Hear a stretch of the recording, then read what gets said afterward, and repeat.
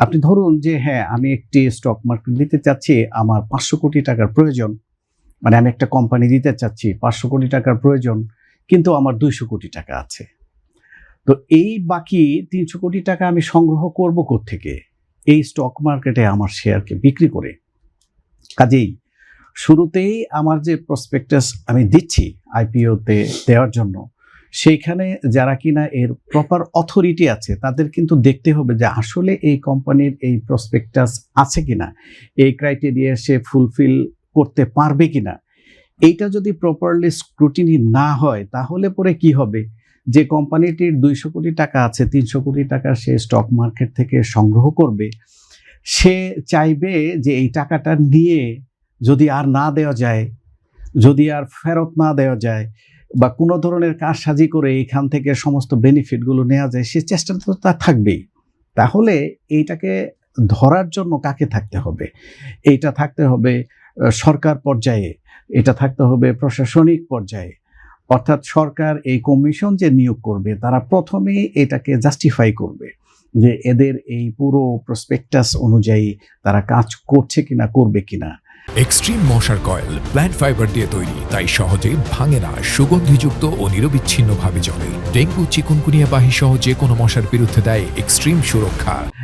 এখন ধরুন যে বাইরের দেশগুলোতে নাসডাক ওপেন আছে, আপনি এখনই চাইলে নিউইয়র্কে যদি কোনো স্টক কিনতে চান আপনি কিনতে পারবেন, কিন্তু কিনবেন কখন? যখন আপনি দেখবেন যে এটা স্টেবল, সিকিউরেটেড। তো আমার দেশের মানুষ তারাও তো টাকা নিয়ে বসে আছে। আপনি যারা ইনভেস্ট করেছিল তারা কি মনে করেছে যে আমি ১০০ টাকার স্টক কিনলাম, এটার দাম ৭ দিন পরে ৫০ টাকায় চলে আসবে? এইটা কি ছিল? আপনার ক্যাপিটাল লসটা কোথায় হয়? আমাদের দেশের সেকেন্ডারি মার্কেটে এই কারসাজিটা বেশি হয়।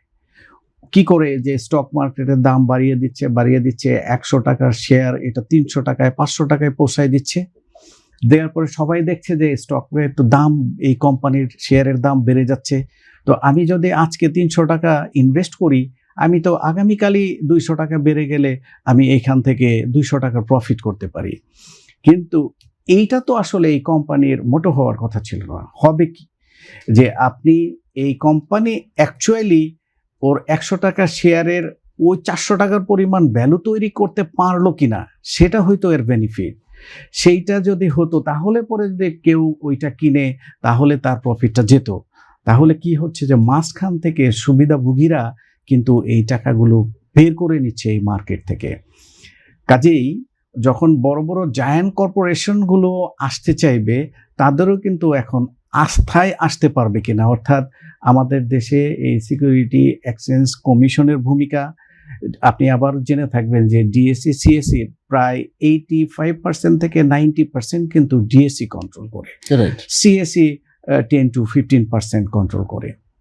কাজেই মুফাজ্জল হোসেন খুব সুন্দরভাবে বলেছেন যে এই যে স্টক মার্কেট, এটা কিন্তু ঢাকার সেই ব্রোকার হাউস না, উত্তরার সেই ব্রোকার হাউস না। এইটা হচ্ছে একটা মিডিয়া হবে। তো এই ব্রোকার হাউসদেরও কিন্তু একটা ডাইনামিক ভূমিকা থাকার দরকার ছিল। কাজেই কমিশন যখন লাইসেন্স দেয় তাদেরকে, তখনও কিন্তু এদের কতটা সততা আছে, এক্সপার্টিজ আছে, এরা কতটা স্বচ্ছতার সাথে এই প্রক্রিয়াটা সম্পন্ন করবে, এটাও কিন্তু দেখার বিষয় আছে। আপনি জেনে থাকবেন যে এই ব্রোকারদের কিন্তু 0.2 থেকে 0.5% কমিশন দিতে হয়।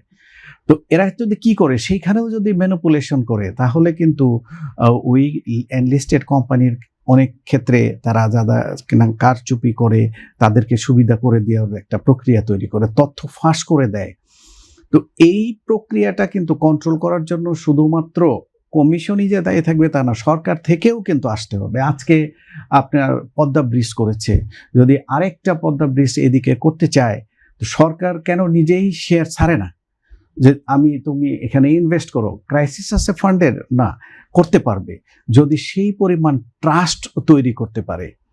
কাজেই এই যে দীর্ঘদিন যে আমাদের এই এক্সচেঞ্জ কমিশনের ভূমিকা এবং এইটার যে এত ফ্লাকচুয়েট, এটাকে কন্ট্রোল করতে না পারা এবং বিভিন্ন কোম্পানিগুলোর কারসাজিতে তাদের বেনিফিটগুলো বের করে নিয়ে যাওয়া, এইটা কিন্তু কন্ট্রোল না করতে পারলে আমাদের আস্থা হবে না। আরেকটি বিষয় আপনি বলেছেন যে ব্যক্তি মালিকানাধীন ফার্মগুলো কেন আসছে না।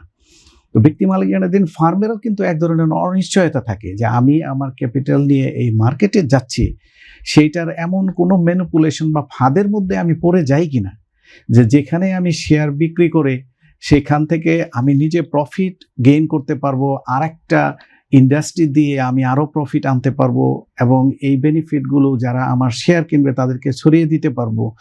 কিন্তু এই শেয়ার মার্কেট কারসাজির মধ্যে পড়ে এমন হয় কিনা যে তার নিজের যে ইন্ডাস্ট্রি ছিল সেটিও বন্ধ হয়ে যায়, হারিয়ে যাবে। কাজেই এই যে একটা অনাস্থা, অনিশ্চয়তা, এইটার কারণে সিঙ্গেল ফার্মগুলো তারা কিন্তু সহজে এই মার্কেটে আসা ইচ্ছা থাকলেও তাদের এই প্রতিবন্ধকতার কারণে আসতে চায় না।